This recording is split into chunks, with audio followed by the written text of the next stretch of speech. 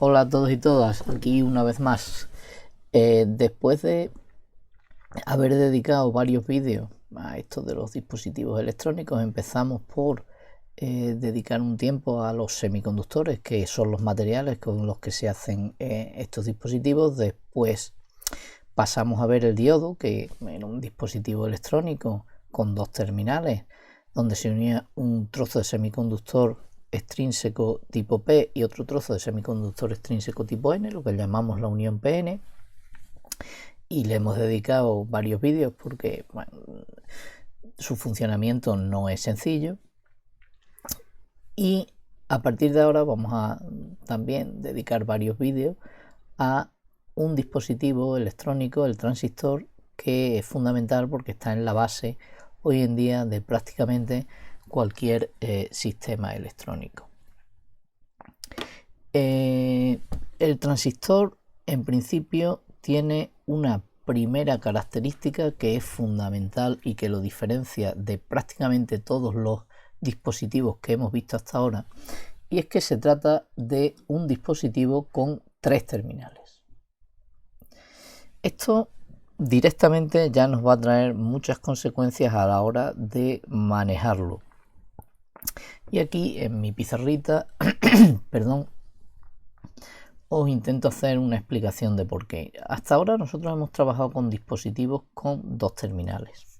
En esos dispositivos definíamos una única corriente, podíamos hablar de dos, pero una es menos la otra, y una única diferencia de potencial, de forma que la física del dispositivo establece una relación fija, no modificable, no controlable, entre la corriente que lo atraviesa y la diferencia de potencial que tiene aplicado en sus terminales, entre sus terminales. Bien, pues el transistor, la primera gran diferencia respecto a los dispositivos anteriores es que va a ser un dispositivo con tres terminales. Y la idea del transistor, esto que pongo aquí como idea principal de este dispositivo, es que mediante un determinado terminal, que le vamos a llamar terminal de control, en el dibujo este de aquí, vamos a modificar el comportamiento o la relación entre la I y la V de los otros dos terminales. Fijaos, aquí denomino I a esta corriente, V a esta tensión, como si este dispositivo lo hubiésemos girado 90 grados, y la idea es que la relación entre esta corriente y este voltaje no es fija porque depende de un parámetro relacionado con el terminal de control, ya sea la corriente que circula por ese terminal o ya sea el potencial que tenemos en ese terminal respecto a algún otro potencial. Aquí lo ponemos respecto a la referencia, pero podría ser respecto a algún otro potencial. Es decir, la relación IV entre estos dos terminales, que llamaremos terminales de salida, es en cierta forma modificable. Y además me permite dos comportamientos distintos cuando yo coloco este transistor dentro de un circuito. El primero es, si yo soy capaz de, mediante lo que ocurre en el terminal de control, que exista o no corriente, entonces podré tener un comportamiento de interruptor controlado por alguna magnitud eléctrica. ¿Por qué? Pues porque podré hacer que esta corriente fluya o no. Dependiendo de lo que conecte aquí, pues haré que haya corriente en ese circuito o no. Ese comportamiento de interruptor es muy importante en los circuitos de tipo digital, ¿no? En las puertas lógicas. Y después, suponiendo que estamos en la zona en que la corriente esta existe, tenemos otro comportamiento muy interesante que se puede conseguir con el transistor, que es el comportamiento de fuente controlada o del estilo de las que hemos visto en temas anteriores, o lo que llamamos el comportamiento de amplificador. Veremos los amplificadores en vídeos posteriores, ¿no? Y la idea es que permitamos controlar la corriente o la diferencia de potencial V que obtenemos aquí mediante estas variables, de forma que consigamos valores mayores, es decir, que mediante I del terminal de control o V del terminal de control podamos conseguir valores mayores de esta corriente o de este voltaje. evidentemente es un dispositivo que consumirá energía siempre, ¿no? Disipará energía, por tanto, aunque consigamos magnitudes mayores, la energía no la va a estar aportando el dispositivo. Tendrá que existir, por eso digo siempre, con el transistor dentro de un circuito es capaz de conseguir este comportamiento. La energía siempre tiene que haber fuentes que la estén aportando de alguna manera, ¿no? Y sí que es verdad, aquí cuando os explico el transistor, básicamente por eso aparece esta frase: la corriente que fluye por uno de los terminales viene determinada por la corriente o tensión, en este caso sería del terminal de control o la tensión entre varios terminales, ¿no? Y por eso estos dispositivos pues se puede obtener un comportamiento de fuente controlado de interruptor. La otra explicación, esta historia que tenéis aquí, está relacionada con el tratamiento matemático que podemos hacer de los transistores.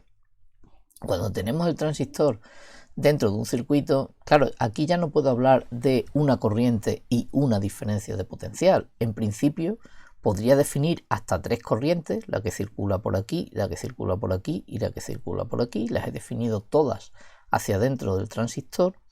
Y también 3 diferencias de potencial, pues entre el terminal 1 y 3, lo que he llamado V13, que sería S, entre el 1 y 2, lo que he llamado V12, que sería este, o entre 2 y 3, que he llamado V23, que sería S. Esto contrasta mucho con lo que sería el tratamiento del dispositivo con 2 terminales, que solamente tendría una corriente y una diferencia de potencial. ¿De acuerdo? De esas 6 variables, evidentemente no todas son independientes, porque en el momento en que esto esté dentro de un circuito, bueno, estas corrientes, y por tanto estén circulando corrientes de forma estable, estas 3 corrientes no son independientes. Por la ley de Kirchhoff, la suma de las 3 tiene que ser 0, ¿de acuerdo? Y las diferencias de potencial tampoco son independientes. También por la ley de Kirchhoff, tendríamos que esta V13 tiene que ser igual a esta más esta, porque al final yo parto en esta diferencia de potencial, sería la energía que gana la unidad de carga cuando salta de 3 a 1, si en lugar de ir por aquí voy por aquí, debería darme lo mismo, ¿no? Con lo cual, ya solamente por la estructura que tiene el dispositivo, de estas 6 variables, 2 al menos no serían independientes. Pero aparte de eso, la física del dispositivo siempre va a aportar 2 ecuaciones, ¿de acuerdo? Y a mí me van a interesar, teniendo en cuenta la estructura esta que os he puesto aquí, van a ser bastante interesantes y lo utilizaré para describir el transistor. Por ejemplo, la que me da esta I sub 2 en función de V23 y una variable relacionada con el terminal de control, la I sub 1 o, por ejemplo, la V13, ¿no? Esto es lo más típico. Y respecto a la zona de entrada, siempre el dispositivo aporta otra ecuación, se describe la física del dispositivo, nos da al final otra relación que la que se suele utilizar para describir mejor el funcionamiento es la que nos da la corriente de entrada por el terminal de control en función de esta diferencia de potencial que relaciona el terminal de control con este otro terminal que tenéis aquí y en función del V23 también, ¿no? Como veis, estas 2 ecuaciones junto con esto es como tendríamos descrito el transistor. Después veremos que estas relaciones no van a ser lineales y por tanto pues tendremos que recurrir a lo mismo que hicimos en el diodo, tendremos que recurrir a una linealización. Y por último, los transistores no existen varias maneras de construir un dispositivo con 3 terminales y que tiene un funcionamiento de este tipo, ¿no? Aquí, aunque hay más, solamente vamos a hablar de 2. Los transistores bipolares, que se llaman también BJT, Bipolar Junction Transistor, y los transistores de efecto campo, que normalmente se llaman FET, ¿de acuerdo?